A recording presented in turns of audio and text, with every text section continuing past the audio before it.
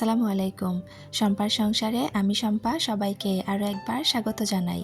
যে যেখান থেকে আমার ভিডিওটা দেখছেন আশা করছি আল্লাহর রহমতে সবাই ভালো এবং সুস্থ আছেন। আলহামদুলিল্লাহ আমার পরিবার নিয়ে আমিও ভালো আছি।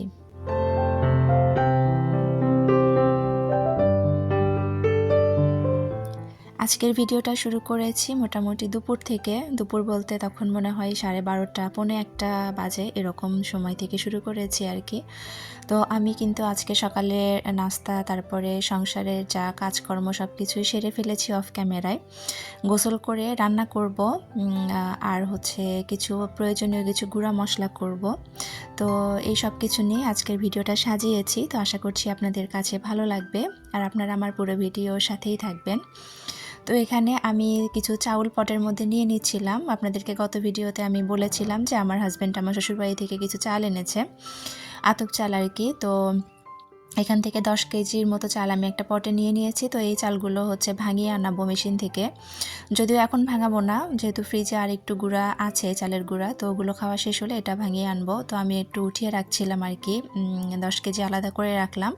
আর বাকি যেটুকু থাকলো এটা হচ্ছে এই যে বালতির মধ্যে রেখে দিলাম, কারণ এই চালটা আনার পর থেকে কিন্তু আমরা মোটামুটি এই চাউলই খাচ্ছি। কারণ হচ্ছে খেতে ভালোই লাগে, এই চালটা বেশ সুন্দর একটা স্মেল আছে। তো যাই হোক, এখন এই যে চালটা ঠিক জায়গায় রেখে দিয়ে, আর আমি হচ্ছে অফ ক্যামেরাতে কিন্তু আগেই মাছ ভিজিয়ে রেখেছিলাম, ট্যাংরা মাছ। তো ট্যাংরা মাছটা এখন হচ্ছে বরফটা ছেড়ে গিয়েছে। তো এখন হচ্ছে মাছটা আমি ধুয়ে তারপরে রান্নার জন্য রেডি করে নিব আর কি। ট্যাংরা মাছ আসলে যখন এনেছিল ওই সময় আমি কেটে শুধুমাত্র ছাই দিয়ে, যেহেতু মাছ কাটা হয়, তো যার কারণে আমি শুধু ছাইটা ধুয়ে রেখেছিলাম। আর এই মাছগুলো এভাবেই রেখে দিয়েছিলাম, কারণ একসাথে যেহেতু অনেকগুলো মাছ এনেছিল, যার কারণে দেখা যায় যে ওই সময় এত ভালোভাবে পরিষ্কার করে রাখাটা সম্ভব হয় না। যার জন্য শুধুমাত্র আমি ছাইগুলো ধুয়ে তারপরে ফ্রিজে রেখে দিই, আর রান্না করার আগে আমি খুব ভালোভাবে আবার মাছগুলো পরিষ্কার করে নেই, সেটা বড় মাছই হোক বা ছোট মাছই হোক। তো যাই হোক, এই যে এখন হচ্ছে আমি ট্যাংরা মাছগুলো সুন্দর করে ধুয়ে নেব।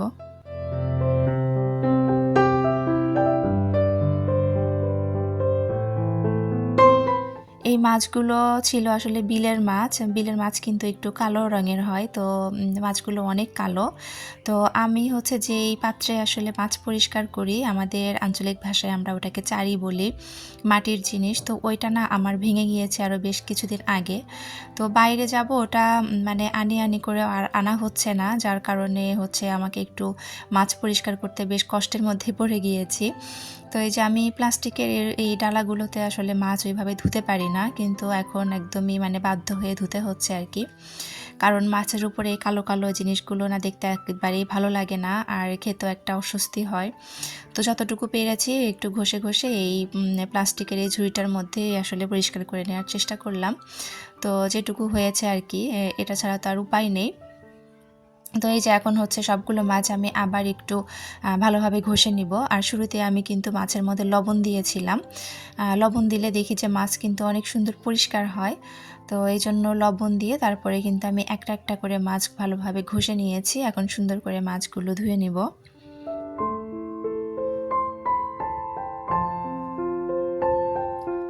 আমার ভিডিওটা যারা দেখা শুরু করেছেন, প্লিজ আমার ভিডিওতে একটা লাইক দিয়ে পুরো ভিডিওটা কন্টিনিউ করবেন, কারণ আপনার একটা মূল্যবান লাইক আমার ভিডিওটা আরও অনেকের কাছে পৌঁছে দিতে সাহায্য করবে।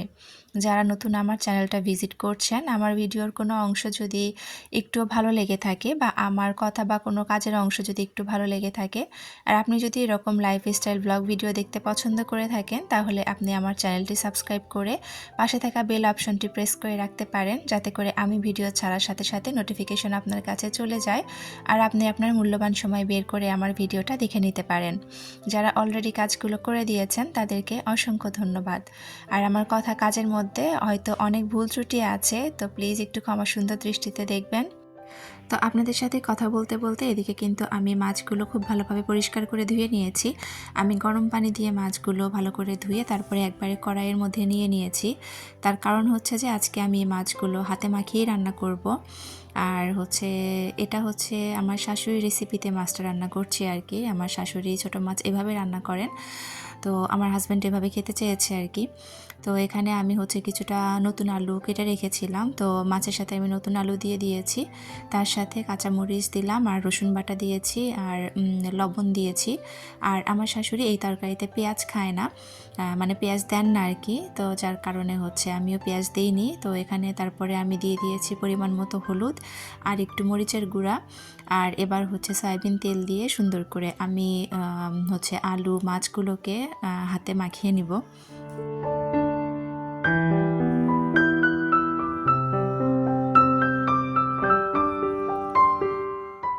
তো এই তরকারিটা কিন্তু একটু ঝোল ঝোল করে রান্না করতে হয়, মানে বেশ অনেক খানিকটা ঝোল রাখতে হয়, আর খেতে কিন্তু বেশ ভালোই লাগে। আমাদের এইদিকে কিন্তু এই টাইপের তরকারি খুব একটা খাওয়া হয় না, খুব একটা বলতে একেবারেই খাওয়া হয় না।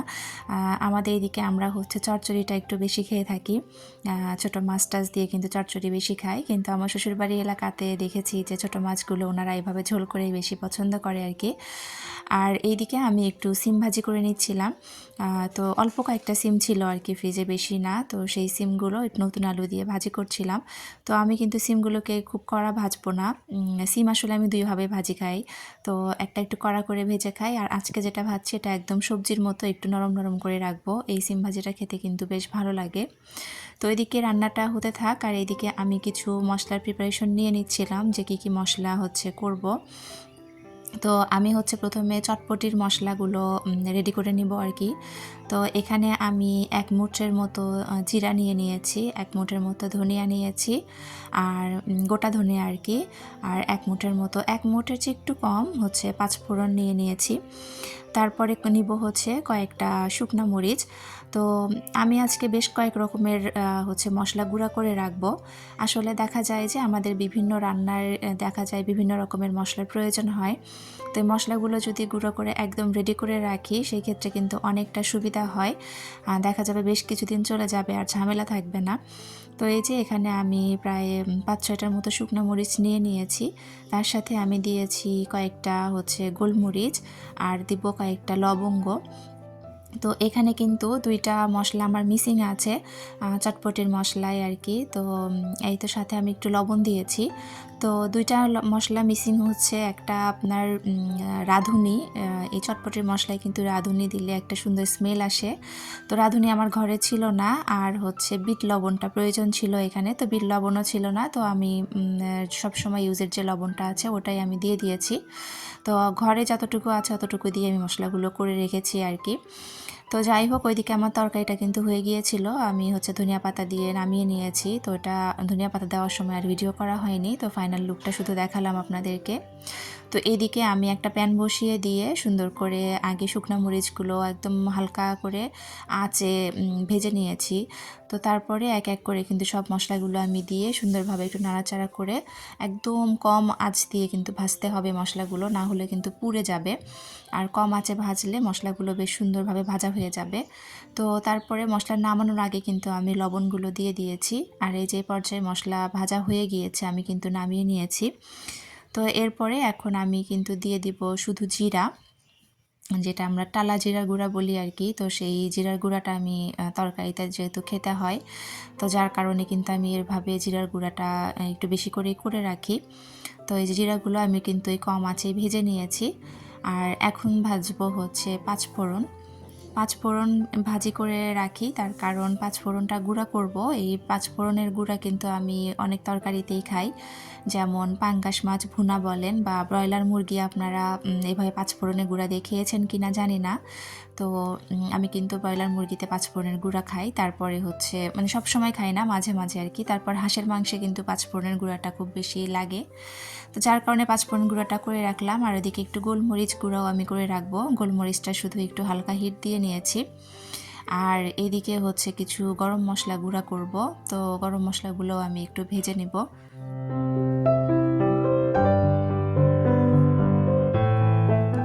তো এখানে কিন্তু হচ্ছে সাদা এলাচ, কালো এলাচ, দারচিনি, গোলমরিচ, লবঙ্গ, তেজপাতা, একটু জিরা আর হচ্ছে একটু গোটা ধনিয়া দিয়ে দিয়েছি। এই মশলাটা কিন্তু এই যে সুন্দরভাবে আমি হালকা আঁচে কিন্তু ভেজেছি। তো ভাজতে ভাজতে যখন দেখবেন যে যেরকম তেজপাতা একদম মানে মুড়মুড়ে হয়ে যাবে হাতে চাপ দেওয়ার সাথে, তখন বুঝতে হবে যে ভাজা হয়ে গিয়েছে। তো আমার কিন্তু মশলাটা সুন্দরভাবে ভাজা হয়ে গিয়েছে। তো এক এক করে আমি এখন সব মশলাগুলোকে ব্লেন্ড করে নিব।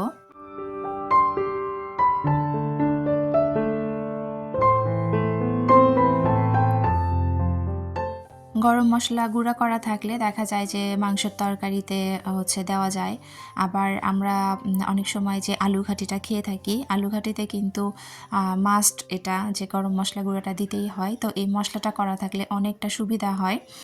বিভিন্ন রান্নায় আসলে বিভিন্ন রকমের মশলা যেহেতু লাগে, তো দেখা যায় কি অনেক সময় রান্না করতে করতে এই মশলাগুলো আবার একটু তৈরি করে নিতে হয়। তো ওটা একটা ঝামেলার কাজ, যার জন্য এভাবে কিন্তু রেডি করে রাখলে অনেকটা আরাম হয়। তো এই যে আমি কিন্তু প্রথমে হচ্ছে গোলমরিচগুলো গুঁড়া করে নিয়েছি। তো গোলমরিচ আসলে আমি কিন্তু কাঁচা যে ফ্লেভারটা ওইটাই কিন্তু আমার কাছে বেশি ভালো লাগে। তবে যেহেতু বেশ কিছুদিনের জন্য রাখবো, তো কাঁচাটা গুঁড়া করে রাখলে আসলে ওইরকম ভালো থাকবে না বা ওইরকম স্মেলটা থাকবে না, যার জন্য আমি হালকা একটু হিট দিয়ে নিয়েছি। আর এখানে এটা হচ্ছে সম্ভবত পাঁচফোড়ন গুঁড়া, আমি আসলে খেয়াল করলাম না। আসলে পুরোটা ভিডিও আমি ওইভাবে ভিডিও পুরোটাই করেছিলাম, কিন্তু এত লং ভিডিও আর আমি রাখিনি। আর পুরোটাতে আসলে এভাবে দেখানো সম্ভব না, দেখা যাবে ভিডিওটার অনেক বেশি লম্বা হয়ে যাবে, যার কারণে আমি একটু একটু করে শুধু ভিডিও রেখেছি আর কি। তো এই যে আমার কিন্তু মোটামুটি সবগুলো গুঁড়া করা হয়ে গিয়েছে। এটা হচ্ছে গরম মশলা গুঁড়া করে নিলাম।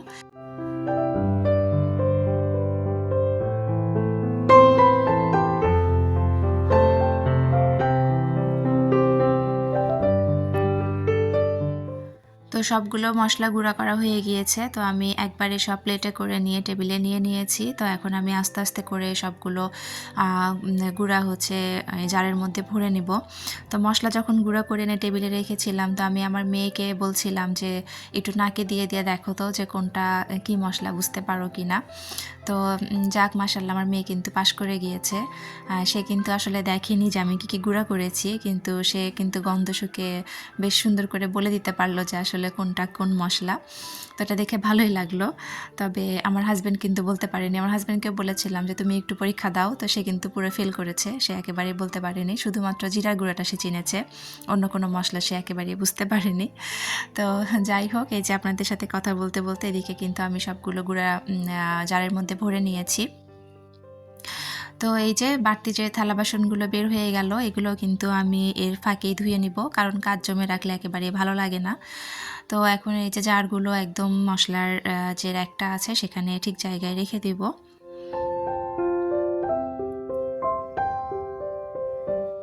তো জারগুলো এখানে রেখে দেওয়ার পরে আর মাঝখানে কোনো ভিডিও নেওয়া হয়নি। এটা একদম খাওয়া দাওয়ার হচ্ছে পরে আমার হাজব্যান্ড আসার সময় কিছু শুকনা বাজার দরকার ছিল, নুডলস, চা পাতা, তারপরে হচ্ছে আরও কিছু জিনিস। তো এগুলো শেষ হয়ে গিয়েছিল, তো এগুলো একটু আপনাদের সাথে শেয়ার করে দিলাম। তো ভিডিও শেষ পর্যায়ে চলে এসেছি। আপনাদের সবার সুস্থতা কামনা করে আর আমার পরবর্তী ভিডিও দেখার আমন্ত্রণ জানিয়ে এখান থেকেই বিদায় নিচ্ছি। আল্লাহ হাফেজ, আসসালামু আলাইকুম।